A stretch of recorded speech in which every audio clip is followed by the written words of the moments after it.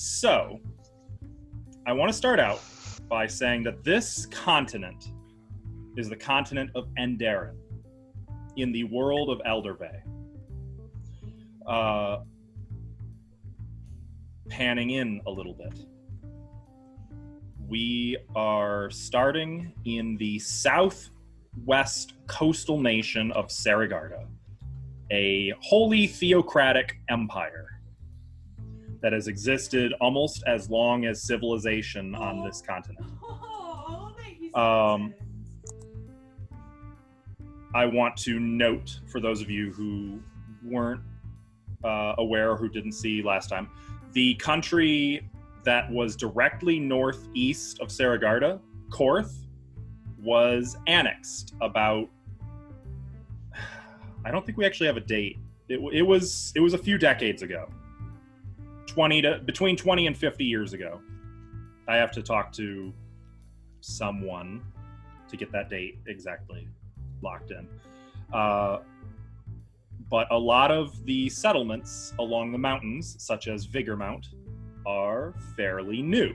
Or if they were here before, they weren't major booming trade cities like they are now. Ever since Korth was annexed by Saragarda, trade has been booming through this pass. Now, getting into a little more recent times, there have been some struggles. There have been tensions between faiths within Saragarda. The Church of Archael has become dominant in the region, and there's almost an expectation that anyone here either worships Archael or is kind of an outsider type. Other religions are tolerated, but it's uncomfortable. Same goes with non-humans. This is a predominantly human country. So those of you not of a human ancestry might not find yourselves as secondhand citizens per se, but you are definitely still the other. You are the outsider. You are not as welcome as all of the humans of Saragarda. So, further zooming in, we start in the village of Hummelbank. It's a booming town right at the crossroads between three major trade routes. It's only about 2 days' ride on horse from the nearby larger city of Vigormount. This town has only existed for maybe 30 to 50 years. Actually, the town was founded here after the annexation of Korth. It is a small farming community that has grown as trade has passed through. Recently, in the last 10 years, there was a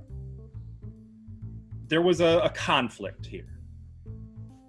A struggle between some cultists of the elemental practices and the people of nearby Vigormount, Hummelbank, and all of these surrounding civilizations.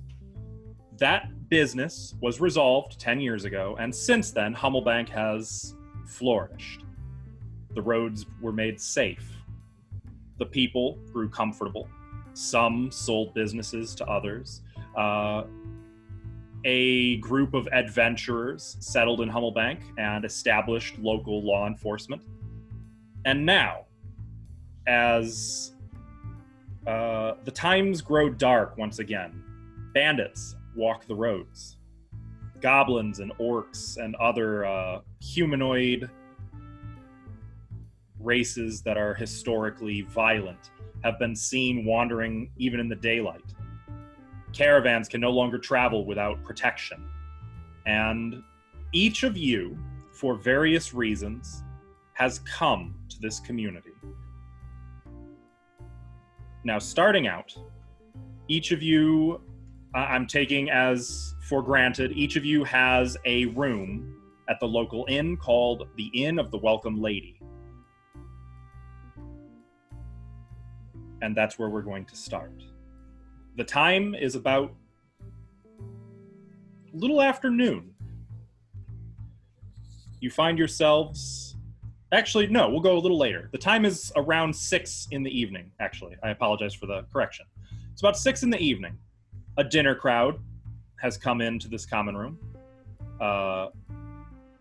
There are a number of travelers who pass through here, and some of you may have even heard that this is the best inn for miles, in or out of Hummelbank. The innkeep is a jolly man named Osler Gundegut, who, for those of you who are maybe strapped for cash, gave you a good deal for a room and some dinner. So at this point, I want to go through each of you and kind of take a second for you to describe both where you're at, what you're doing in this common room, and what you look like from an outsider's point of view. You know what I mean? Ash, will you describe yourself? A young lady is sitting at a table with food and drink with another patron, an elf. But Cora is her name. She's wearing a hood, and it's down right now while she's inside. But her hair is jet black. It's pulled up, but looking at it, you can see it's actually really long. It goes down probably to like middle of her back, maybe to her butt, but she has it kept up. She's got a little bit of like some dirt on her face, like she's been traveling and she's, hasn't taken the time to wash it off.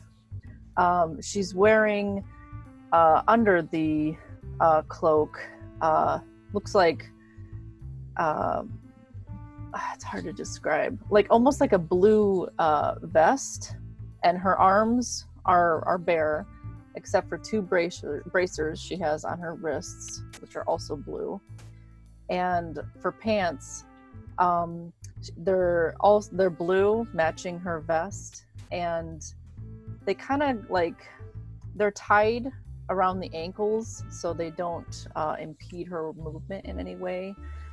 And she's wearing just basic brown leather shoes, and she's got like a bag, couple belts with some stuff on, with some little bottles on it, and maybe some parchment sticking out. And I guess if you get close enough, you'd be able to see her eyes are one is blue, one is orange. Though she does look human. And she is sharing a drink and a meal with this elf she's sitting at the table with. And that's about it. Okay. So about that meal,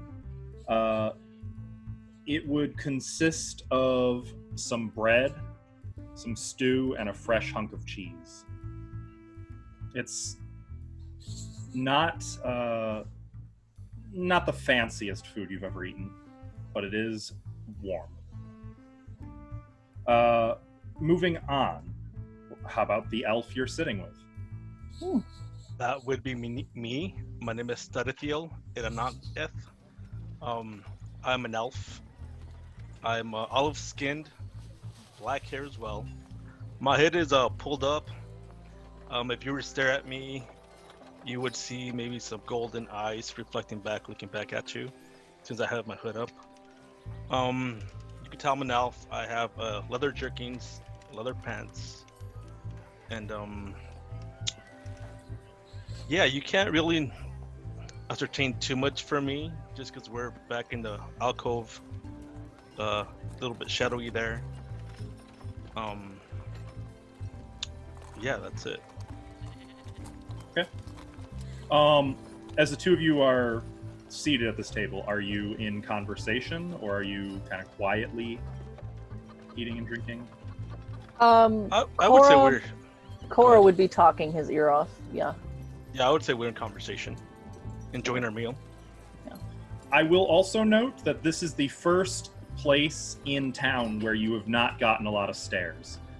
There does seem to be a general comfort level with an elf in this place. And indeed, there's actually one or two other non-humans present in the common room. Speaking of, Ashla, would you introduce yourself? Yeah, I'll introduce myself. I am a red-bearded dwarf, very long beard, singed at the bottom. Probably got my feet up on another stool if there's one spare next to me. Enjoying the stew and bread. If that's what we're all having, I'd be enjoying it. He's got grey eyes, big bushy eyebrows, a massive hammer just on the floor next to him. Isn't armored, is wearing fairly good quality traveling clothes, but they look weathered. Not necessarily downtrodden, but they look like they've seen some good use. And would have his people watching eyes on. I think he'd just be sat there checking out the room. Okay. Probably a slight smile on his face. Do you think you'd be kind of on your own, keeping to yourself, or would you not mind having people nearby? I wouldn't mind. No, he wouldn't be avoiding company, but he isn't with anyone in particular. Okay. And Probably seated at the bar, happy. did you say? At a table wherever it's most comfortable, I Okay. think. If there's an open fire, he'd probably be sat as close to that as possible. There certainly is an open fire. Yeah. So what about Elowen? Elowen, so she's kind of just come into the room and she's unsure of where to place herself. She's looking around, seeing if there's anybody who wouldn't mind having someone sit next to them. She is a very quiet person, but she also does like to converse with people. Very minimal at most. But she is about 5'7". She is of about a healthy weight. She has white, straight, long hair, which is very messy most of the time from her travels, and she is very poorly groomed. She has green eyes, and she has a scar over her right eye. She wears quite traditional clothing, mainly colors of like greens and purples. She's wearing black worn leather boots. She has a shark's tooth hung around her neck, and she's very, I'd say, wants to be quite alone. She is a loner and would like to be placed somewhere in a dark corner where if someone would like to approach her, she wouldn't ignore them, but she likes to keep herself to herself and just kind of watch the room and see how everyone else goes about their day.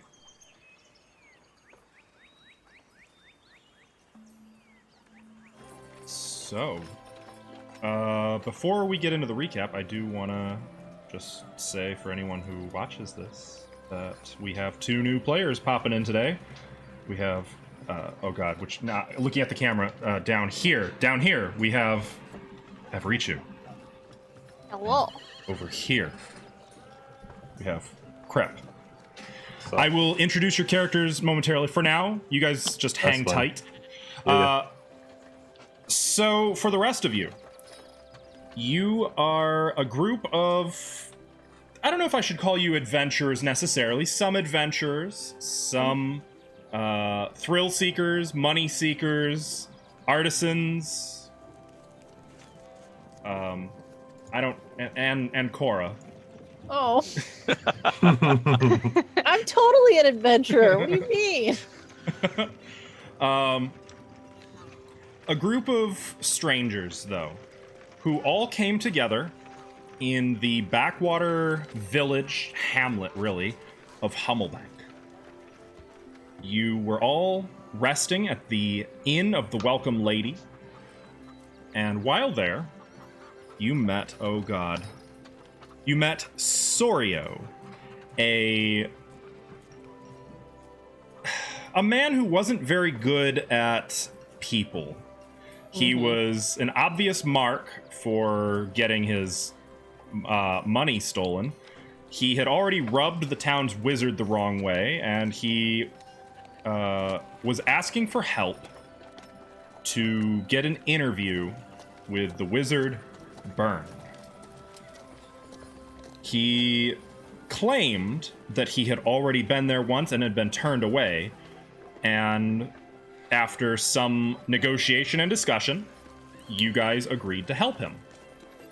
And you had a fairly pleasant evening with drinks, conversation, stories, and finally sleep. Unfortunately, when the morning came, you were awoken by the presence of the town's one official lawman, Rutger, who informed you that Sorio had been found murdered just outside of the inn. You were sort of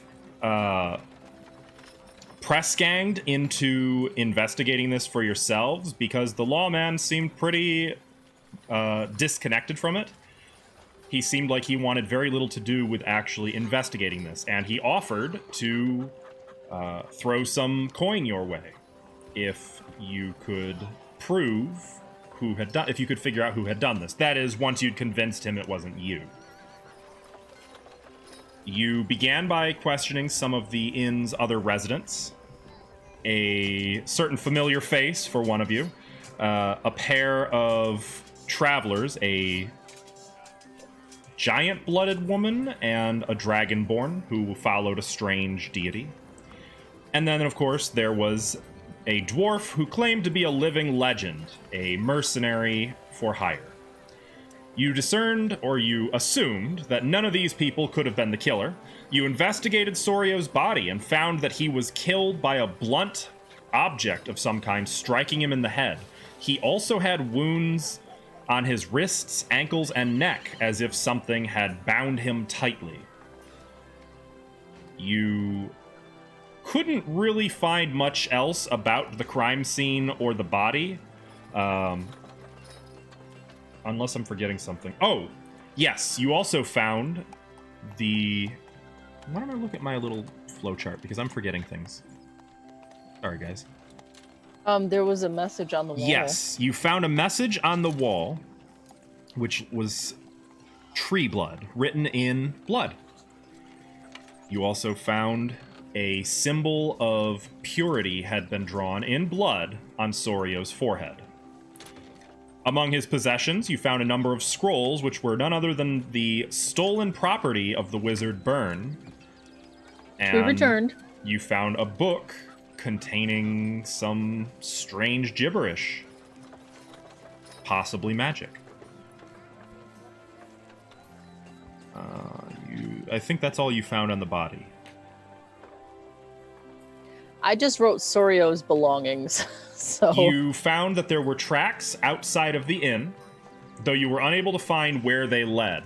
You were able to discern that there were two people who appeared to have been coming and or going from the upper floor window. You also tracked down Rutger and Byrne's tower on the other side of the village. It looks like it's in the midst of a construction site where a castle is being built. You were able to meet with Rutger and sort of, I don't want to say coaxed him, he misspoke, assuming you knew more than you did, and he kind of revealed a few things to you. You found out that Rutger and Byrne were part of an old conflict with the cult of elemental sin 10 years ago. They were part of the war against that cult, and they continue to investigate it, believing that there may even be spies in town at this very moment. Rutger was pretty convinced that the church was to blame for Sorio's death, though he couldn't offer any concrete evidence. He did let you speak with Byrne, who gave you a little bit of the history of this town, shared his own suspicions, particularly seeing as the recent canoness Elia vanished without a trace, and they never found her. And almost overnight, Father Terrison rose to power in the church, benefiting greatly from her disappearance. You wrapped up your business with Byrne. Oh, I'm sorry, one other thing you had found. You did find evidence that Byrne had actually met with Sorio and given the interview, and that Sorio had, for his part, robbed Byrne and was maybe fixing to rob him again using you. You weren't really sure how that all worked together, I believe. You had left Byrne's tower and were discussing what you would do next, and that is where you now find yourselves, in the village of Hummelbeck. Right. So, coming from the east road are two travelers. Currently, you're walking through kind of a wooded stretch of road. There are trees both to the right and left of you. At one point, as you round a curve, you can see a deer standing in the middle of the road. It looks at you and then darts into the trees, disappearing from sight. You can hear birds, crickets, insects. Unfortunate. So, you've had kind of a shitty trip. Yesterday, you were attacked by bandits. Too many to fight, but enough that you were not skilled enough that they could kill you, but too many that you'd be able to just stand and wipe them out. So you guys were kind of forced to go cross-country a little. It got a little rough. It was fine. You handled it. It could have been worse. Then this morning, there was the ogre. Again, not really something you were prepared to just duke it out with. But you had a watch during the night. You weren't caught off guard. It was just before you were basically about to have breakfast when, oh, something's coming. You got off the road, and then an ogre lumbered by, found your camp, was too stupid to recognize what it meant, but saw, ooh, breakfast, and ate your breakfast. Sucks. I'm a light eater, it's fine. I am going to say that one of you may add 2 arrows to your inventory that got stuck in your clothes from near misses from that bandit assault. I'll just take that. Mm-hmm. But the downside, you also have some holes now in your travel garb. And I will say, if you had the arrows that were just stuck in your clothes from the near misses, then I'm gonna say, Crep, you got nicked pretty good and have a still healing scratch on your upper left arm. Okay. But that's, I mean, all things considered, it could have been worse. You're alive. You're fairly uninjured. I mean, what's a little sting for like 2 days. But at long last, you are through with that journey. You're on the road. Or you're almost off the road. You're in the village. You can see, as you come out of the trees, 2 farmhouses on either side of the road, and a barn right behind one of them.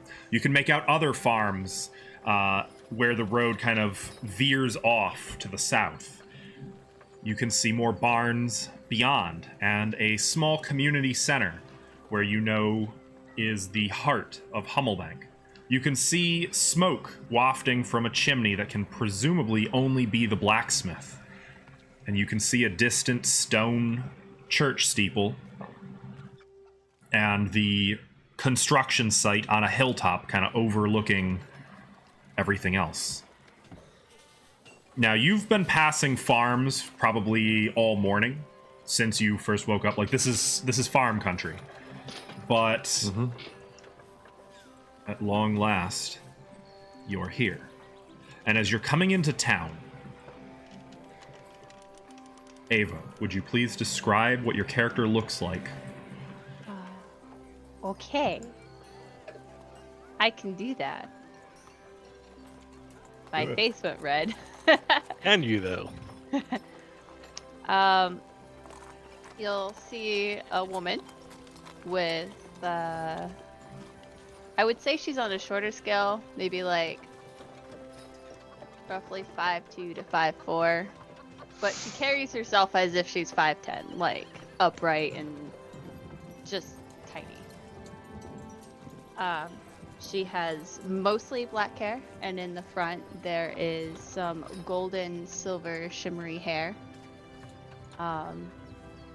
She has freckles that kind of shine in the light occasionally, and her eyes are golden, but with black spots in them.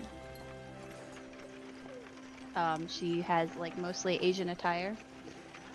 She looks very, I wouldn't say very, but slightly encumbered by just her collection of weapons on her. Any of those weapons visibly apparent what they are? She has a band of little needles on her arm, darts, and her bow, and I mean, you can see a sheath on a glance. It looks like a small sword or a dagger, even. And then I don't know how to pronounce the other one. That's the one with the chain, right? Yes, what that would look like would be an eastern sickle or a kama. Mm-hmm. I imagine that to be on your hip, right? Like a lasso or something. Yeah. It would probably look like you have the part that it's hooked to would look like part of your belt. It would look like you're wearing like a chain around the waist. Mm-hmm.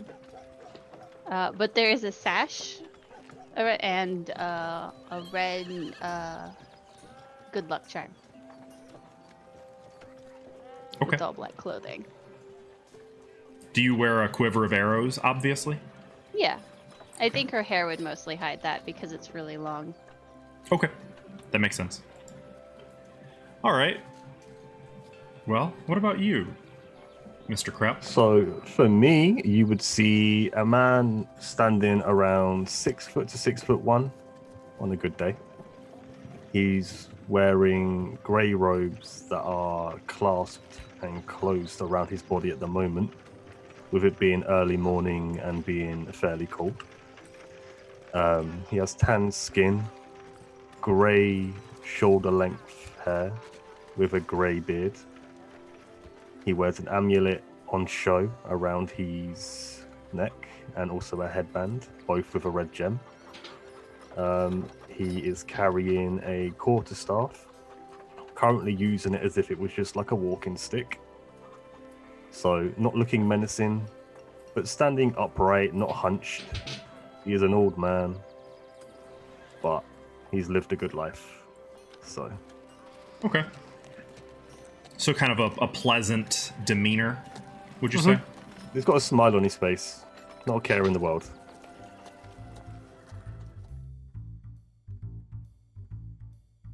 So you guys are in the village of Hummelbank, if memory serves. A small trade village in northeastern Saragarda. Right there. Some of you have come from far off lands, some from not so far. All of you, for whatever reason, looking for, I don't know if adventure is the right word, but getting into a little bit of adventure. I sure am.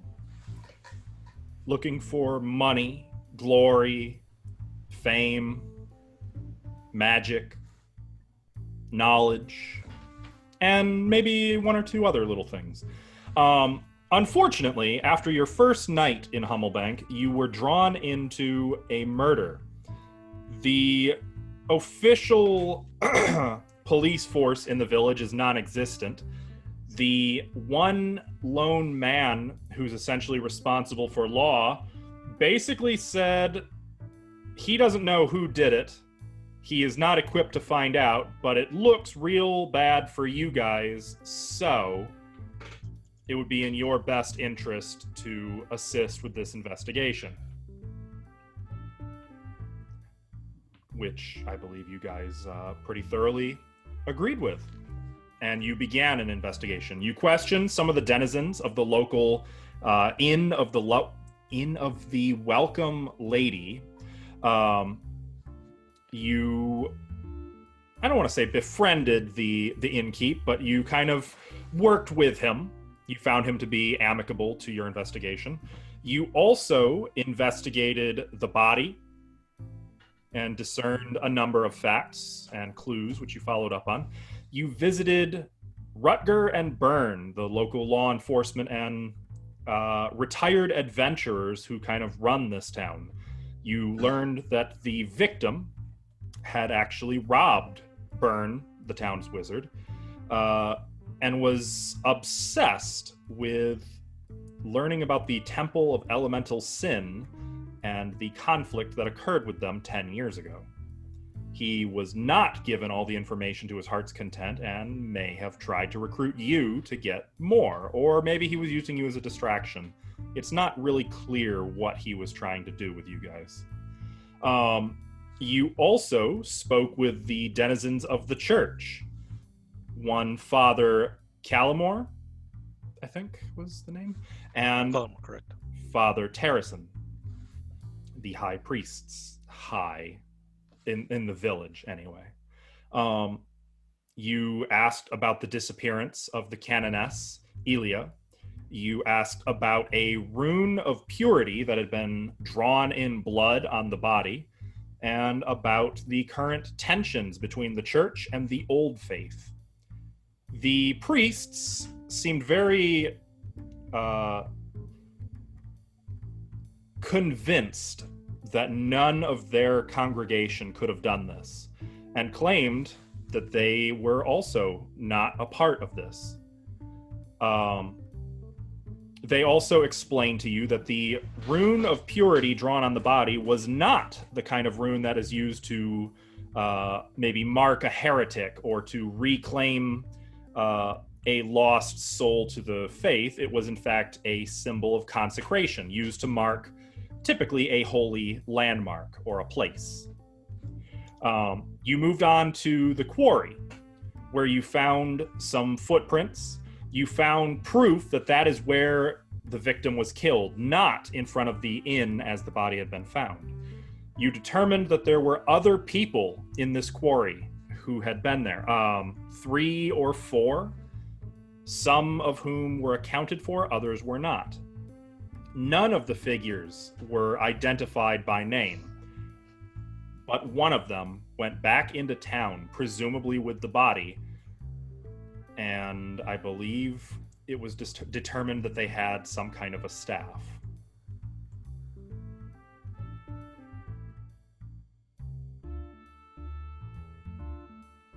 Let's break this down a little. I don't want.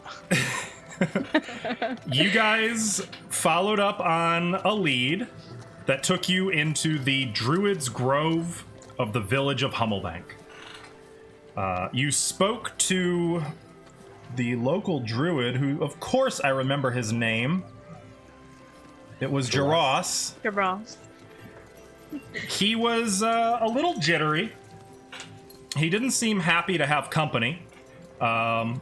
He kind of gave you some crooked answers, and when you were about to leave, you guys noticed something lurking in the underbrush.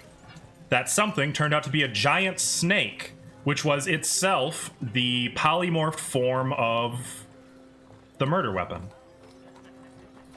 As that fight began, the rest of the grove seemed to come alive.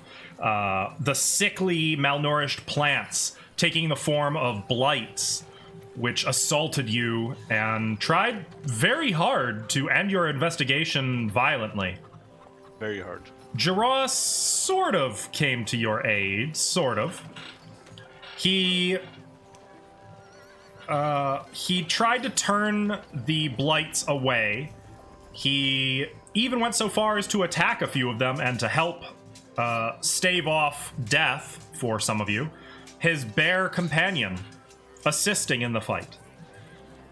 But he also ran.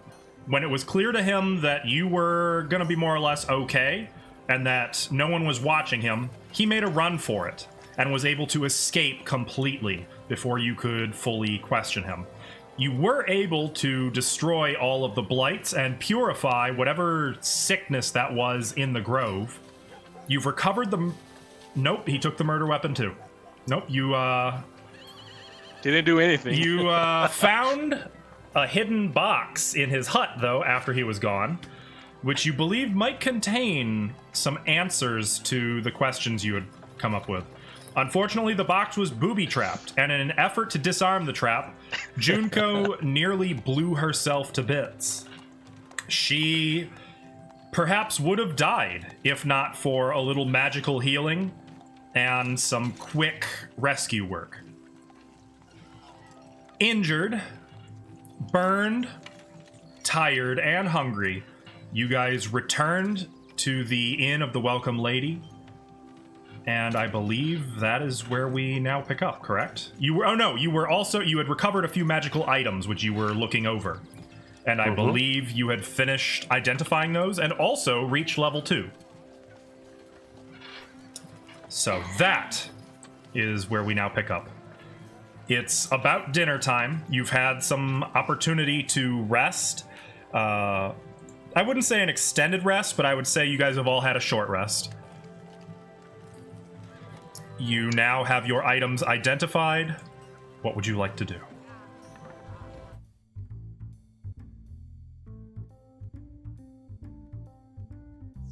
Well, let's see. Let's recap a little bit. So you guys are a group of adventurers for different reasons. A group of adventurers and one retired old crank who have gathered in the village of Hummelbank for different reasons. You don't have a lot of money to your name. Some of you have had issues with bandits, ogres, breakfast. Some of you have something specific that you're looking for. Others are just looking for purpose. That special something. Yeah. Unfortunately, your first day in Hummelbank was kind of interrupted by a little bit of the dramatic. There was a murder. And as most of you ended up being persons of interest, it became in your best interest to investigate this case. You did so, recruiting the help of two curious, I can't call you do-gooders, but plus ones. You were able to prove that you didn't do it. You tracked down a suspicious person who may or may not have done it, and after a substantial amount of danger in the Druid's Grove of Hummelbank, you drove this person off. Not intentionally. With barely your lives left to you in some cases. Some of you were doing just fine. Others, Junko. She's okay. Fine. It was but a flesh wound. After this, you reported what you had found to the local authorities, being Rutger, a retired fighter of some past conflict, and Byrne, a wizard and former pupil to Maester Dracon. The news was well received, and you were basically given some assurances that there could be future work for you. You were also given sort of, not quite ownership, stewardship. You were given stewardship over the now untended Druid's Grove, and asked to explain the situation to Brother Smythe, the only other ranking druid in town. You did so, but you also mentioned maybe a bit of cloak and dagger spy work that probably might have been better left unsaid, causing Brother Smythe to kind of detach from the situation, panic a little bit. It's very tenuous now. It's not certain if he's going to stay for too long. It is unlikely that he is going to retain the Druid's Grove for you, even if you maintain it, though, at least for too long. Leaving a new problem. You know that there are the Druids of the Noctis Wood, I believe I called it. Yeah. You know that the Druids' circle in that forest could help, but you also know that it would be tremendously dangerous to go out there. And you know that it is likely there is a... Oh god, I just brain farted on the name of the tree. Gulthias tree? Somewhere out there. That's right. This is why we need to play weekly instead of bi-weekly. This is killing me. All these names that I didn't write down like a good DM. So you have this problem that you've been working on. More close to home, you also know that there are likely spies of the old Temple of Elemental Sin who are operating even now in Hummelbank. And in an endeavor to maybe catch one of these spies in the act and maybe win a little bit of a bounty, you investigated another traveler, Zethwith Beringerson the Dwarf. Kind of shockingly, you actually found some evidence maybe connecting him to the cult. He denied it, of course, so you took him into Rutger and Byrne. Unfortunately, the church got involved as well, and smelling opportunity, Father Callamore is taking direct control over the spy situation and maybe the Druid's Grove. To stave off losing the entire momentum that you guys have gained, Byrne privately suggested a little idea to you. That maybe, instead of shipping Zethwith off to be executed on suspicion, you guys might enable him to lead you to a more fruitful capture. Even if it's maybe against the law. And so now you wait outside of Byrne's tower. It is dark. The hour is late. Everyone has gone off to sleep. And you have a prisoner to spring.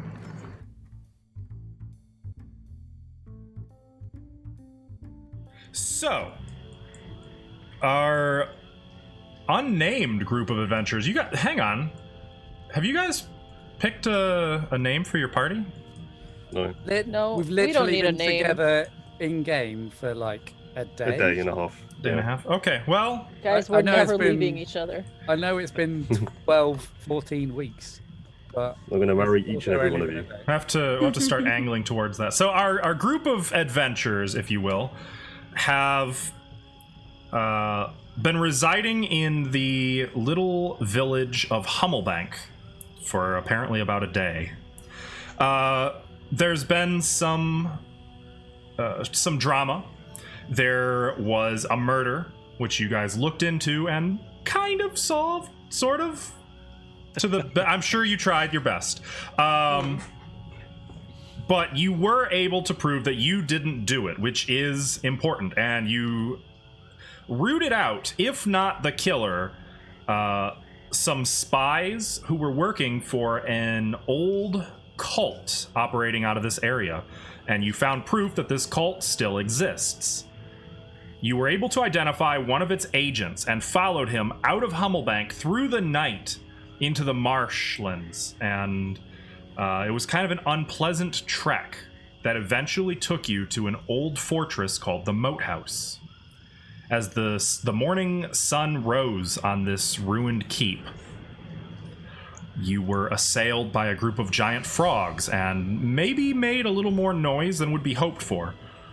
You know that your quarry, the dwarf Zethwith Beringson, came through here. So you entered into the moat house and found the place to be a complete ruin, much as you expected it to be. It was a 10-year-old keep meant to enslave Hummelbank and the surrounding regions, and it was pretty thoroughly sacked a long time ago. You found that there are some large, unpleasant fauna still living here, though, including a giant spider, which you evaded, and He was nice. a couple dozen rats that look quite hungry. Oh no. You've seen signs that there may be traffic in this place, humanoid traffic, and recent, but you have not yet located the dwarf who you've come here to recapture. In the course of your exploration of the first floor of the moat house, E3 may have stumbled into a snake's den, a very, very large snake, about 16 feet long, and suddenly awakening at a sound E3 made in the hall. And that's where we are now picking up.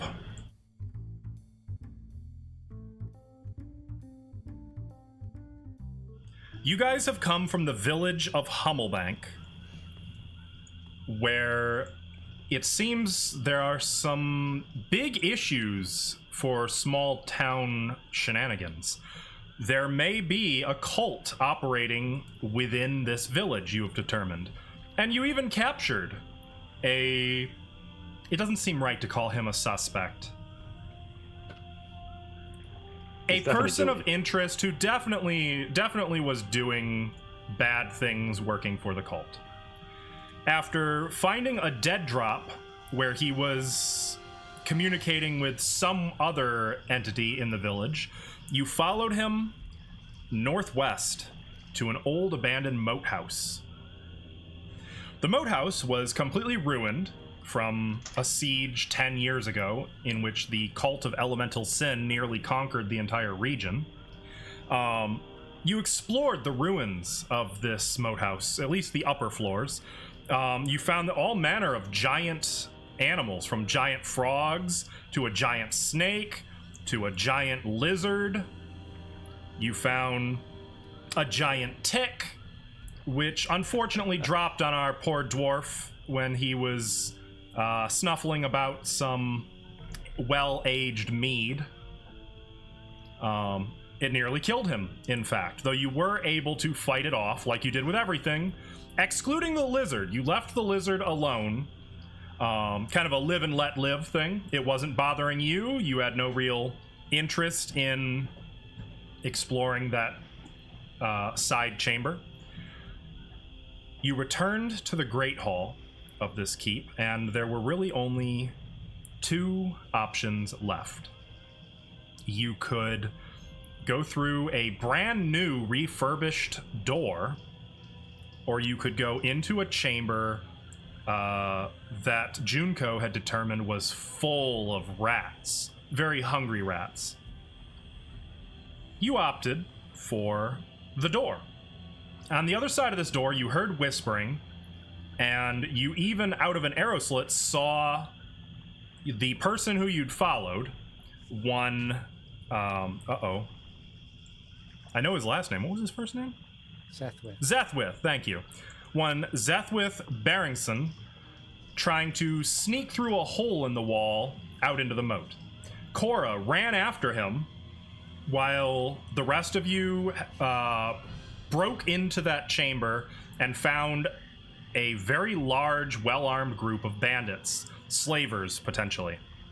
The bandit captain ordered them to take as many of you alive as possible, since you'd make good slaves. After you fought through his men and killed the bandit captain himself, you only just managed to take one of the bandits alive. A halfling who... he didn't really do much. Mostly he just got in the way. He tried. He was a vicious little bugger, but not very effective. You incapacitated him for questioning, I think? Yeah. And killed the rest of the bandits. I think he's the one that knocked out Shannon, so we did something. Yes, and I believe Elowin was pretty badly injured, as was Therithiel during this fight. Yeah. As, for that matter, was E3. The It was fight more before the fight, but yeah. very nearly took a poor turn, but during it, something that actually pretty dramatically altered the course of things. A mysterious voice telepathically communicated with E3 and caused him to begin spewing a thick, dark smoke, which caught a number of ranged projectiles and seemed to protect him. While all of this was going on, Cora went after Zethwith and determined that his legendary status may have been slightly exaggerated. She took him down, incapacitated him, and brought him back to your other prisoner. You guys have the 2 prisoners, I believe, just the 2. You also found a secret door in the bandits' lair, as well as a number of, treasures and such that you, of course, took for yourselves. You investigated the secret door, finding that it led to a second staircase going down into a dark sub-level. You heard something very large moving around down there in a seemingly empty room with no exit. You returned to the main level, deciding maybe this is something to investigate another time. You tended to your wounds, you took your prisoners, and you began the trek back to Hummelbank.